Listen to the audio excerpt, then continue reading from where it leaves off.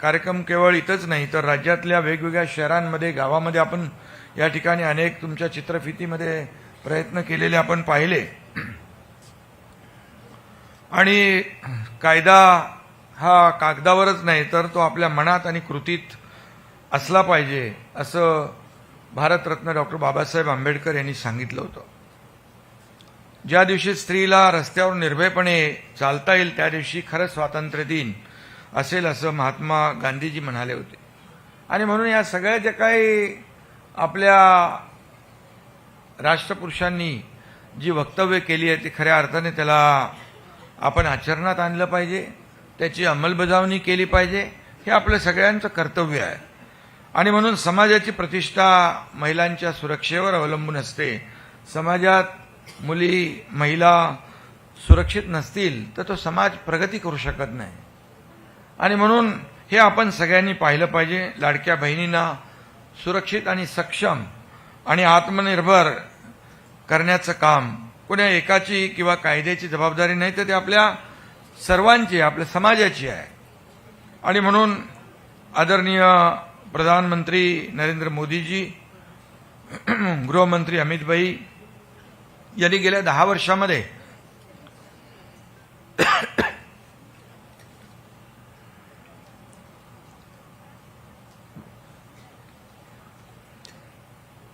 अनेक आमूलाग्र बदल घडवले। शेकडो कालबाह्य कायदे रद्द केले, नवीन कायदे आणले आणि कठोर स्पष्ट आणि प्रभावी तरतुदी देखील करण्यात आल्या। नवी न्यायसंहिता ही महिलांसाठी अधिक सुरक्षा प्रदान करणारी, अधिक अधिकार देणारी आहे। महिला सबलीकरणासाठी त्याचा फायदा देखील होणार आहे। महिलांवरील अत्याचार, छेडछाड, पाठलाग, ऑनलाईन छळ याविरुद्ध कठोर शिक्षा देण्याची तरतूद देखील केली आहे। पोलिसांकडे तक्रार करताना डिजिटल पारदर्शकता, पीडितेला तात्काळ मदत, समुपदेशन, कायदेशीर मदतीच्या अनेक गोष्टी यामध्ये आहेत। नवीन कलम ही आमच्या बहिणींची कवचकुंडलं ठरावीत असं देखील एक विश्वास मी व्यक्त करतो। पण ती कशी वापरावीत याचं आपल्याला सगळ्यांना ज्ञानही असलं पाहिजे। आणि म्हणून यासाठी महिला आयोग नक्कीच पुढाकार घेईल आणि जनजागृतीच्या माध्यमातून, काउन्सिलिंगच्या माध्यमातून आपल्या सर्व बहिणींना या बाबतीमध्ये माहिती करून देईल। या कार्यक्रमाचं नावच सक्षम आहे। लाडक्या बहिणींना सक्षम करून शक्ती देण्याचं काम महायुती सरकारने गेल्या 3 वर्षापासून 3.5 वर्षापासून केलेलं आहे। आणि मी या ठिकाणी मुद्दाम उल्लेख करेन, आमचे बाळासाहेब शिवसेनेच्या महिलांना रणरागिणी म्हणायचे आणि कोणत्याही महिलेवर अन्याय झाला की पहिल्या त्या धावून जायच्या। हे काही समीकरण गेले अनेक वर्ष आपण पाहतोय। आमचे धर्मवीर आनंद दिघे साहेबांना देखील सिनेमात पाहिलं असेल, ते देखील अशा घटना झाल्या की तात्काळ ताबडतोब ऑन द स्पॉट जे काय करायचं ते न्याय मिळवून द्यायचे।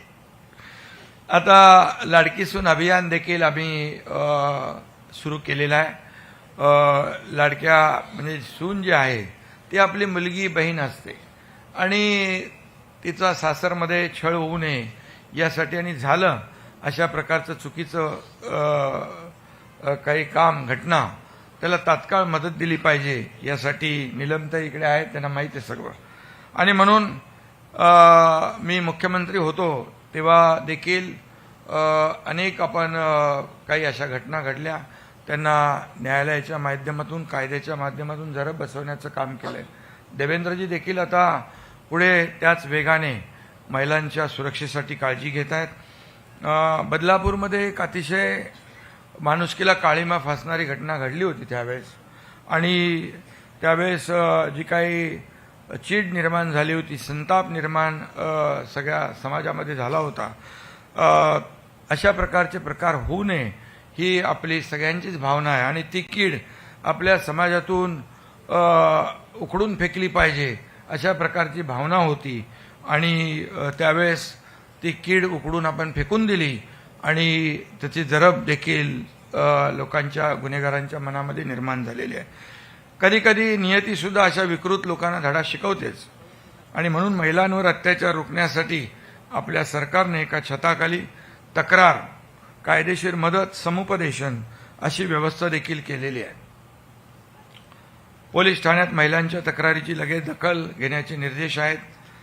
24/7 महिला हेल्पलाईन, मगाशी आपल्या रुपाली ताईंनी देखील त्याची माहिती दिली. पोलीस स्टेशनमध्ये महिला सुविधा कक्ष, महिला अधिकाऱ्यांना विशेष प्रशिक्षण, या सर्व गुन्हे रोखण्यासाठी जनजागृती अभियान राबवलं जातं. आणि म्हणून महायुती सरकारने गेल्या 3.5 वर्षामध्ये महिलांसाठी अनेक अत्यंत महत्त्वाचे असे निर्णय या ठिकाणी घेतलेले आहेत. आणि त्यात मुख्यमंत्री महिला सक्षमीकरण अभियान चालवलं, निर्भया निधी तात्काळ आपण मंजूर करून दिला. आणि म्हणून महिला सुरक्षेसाठी CCTV असतील, महिला हेल्प डेस्क असेल, तसेच पोलीस सहाय्य सुविधांना तात्काळ निधी देणं असेल, या सर्व प्रकारची कामं आपलं सरकार करतंय. लेक लाडकी लखपती योजना झाली, माझी लाडकी बहीण योजना झाली, मुलींचं उच्च शिक्षण मोफत देण्याचा निर्णय झाला, ST प्रवासात 50% सवलत दिली, महिला बचत गटांना अर्थसहाय्य आपण मोठ्या प्रमाणामध्ये, आदिती ताईला माहीत आहे, तीच त्या विभागाची मंत्री आहे. आणि म्हणून लाडक्या बहिणींना लखपती करण्याचा निर्धार जसा आम्ही केला आहे, तशी त्यांच्या सुरक्षेची जबाबदारी देखील आपली आहे. मगाशी नीलमताई म्हणत होत्या की वकिलांचं प्रमाण देखील पुरुषांच्या एवढं महिलांमध्ये देखील वाढलं पाहिजे, जेणेकरून एक आत्मीयतेने आमचे भाऊ, लाडके भाऊ पण करतातच काम, परंतु एक आत्मीयतेने ते केस हँडल करणं आणि त्या भगिनीला न्याय मिळवून देण्याचं काम ती आपली वकील बहीण करू शकते. आणि त्यासाठी देखील मोठ्या प्रमाणावर महिलांनी पुढे आलं पाहिजे. मी एवढंच सांगतो सरकारच्या वतीने की महिलांच्या सक्षमीकरणासाठी कोणती तडजोड बिलकुल केली जाणार नाही, अशा प्रकारची ग्वाही मी या ठिकाणी आपणास देऊ इच्छितो. स्त्रियांच्या बाजूने कायदे आहेत, त्याचा धाकही निर्माण झाला आहे, परंतु स्त्रीला कमी लेखण्याची, आव्हान देण्याची प्रवृत्ती कमी झाली पाहिजे, त्यासाठी आपण प्रयत्न केले पाहिजे.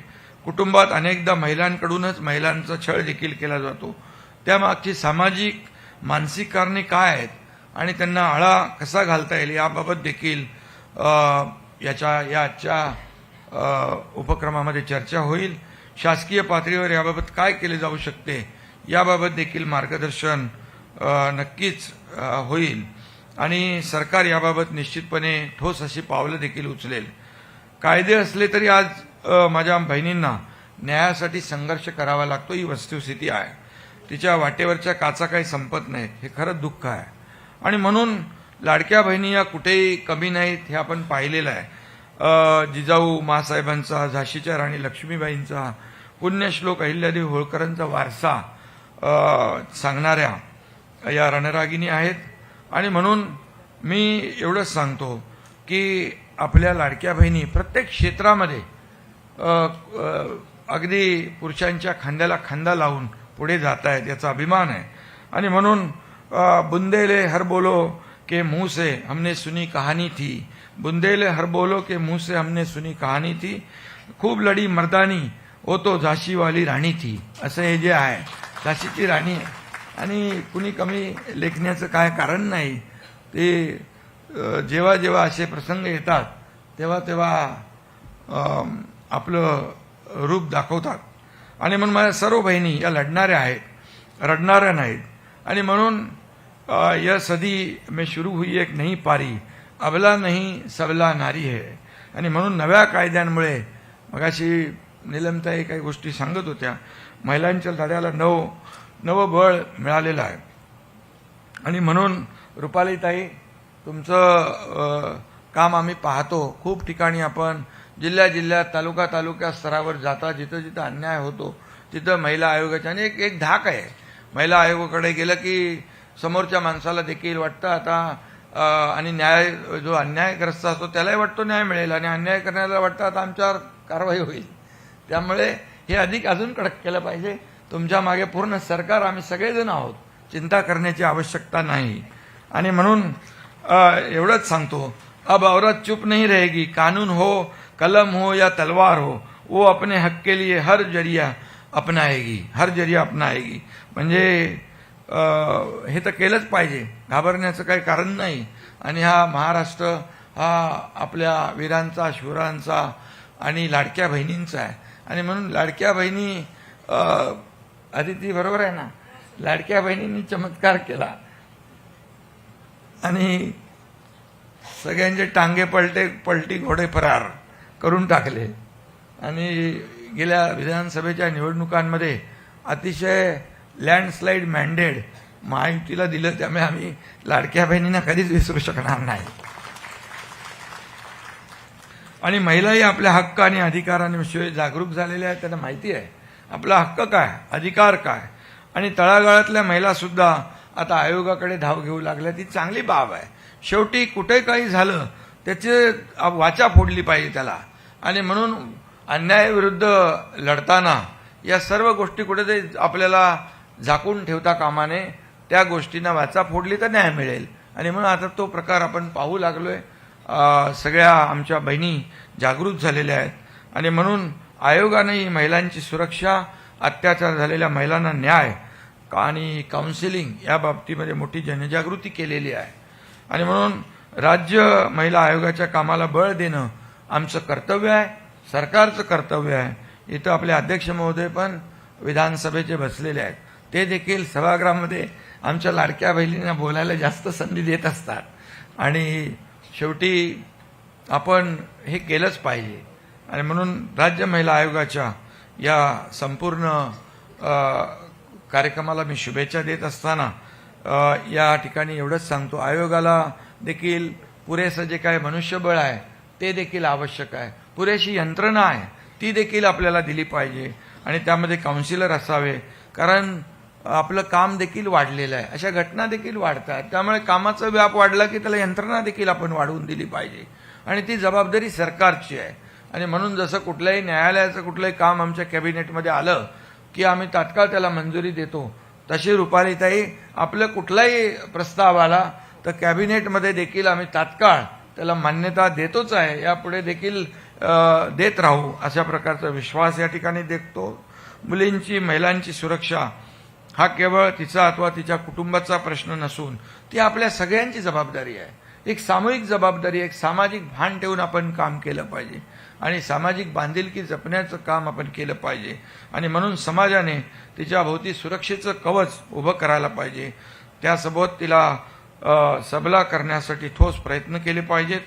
आणि ते सगळे मिळून आपण एक दिलाने करूया. मी एवढंच सांगेन की प्रधानमंत्री नरेंद्र मोदीजींनी देखील त्यांच्या गेल्या 10-11 वर्षाच्या कारकिर्दीमध्ये महिला सक्षमीकरणासाठी अनेक योजना आपण जशा केल्या मी मगाशी सांगितल्या, आणि तशा योजना देखील केंद्राने केल्या. तेवढ्या कधी यापूर्वी झाल्या नव्हत्या, हे मी या ठिकाणी नमूद करू इच्छितो. आणि नव्या लोकसभेत त्यांनी नारी वंदना हे पहिलं विधेयक आणलं आणि ते मंजूर करून महिलांना बळ दिलेलं आहे. आणि म्हणून या ठिकाणी आज देशाच्या सर्वोच्च पदावर देखील, राष्ट्रपती पदावर आपल्या द्रौपदी मुर्मू मॅडम आहेत. आणि हा देखील आपला गौरव आहे, अभिमान आहे. आणि म्हणून अनेक ठिकाणी युद्धनौकेचं, वायुसेनेच्या विमानांचं सारथ्यही महिला करतायत. अलीकडेच भारतीय महिला क्रिकेट संघाने देखील वर्ल्ड कप जिंकला आहे. म्हणजे आता कुठं तुम्ही कमी नाही आहात, एक पाऊल पुढेच आहात. आणि महिलांच्या कर्तृत्वाची अशी शेकडो. महापालिकेच्या निवडणुकांचं सांगू, महापालिकेच्या निवडणुकांमध्ये हे स्थानिक स्वराज्य संस्था ज्या आहेत त्या निवडणुकांमध्ये 50% आरक्षण आहे. नाही, 50% आहे.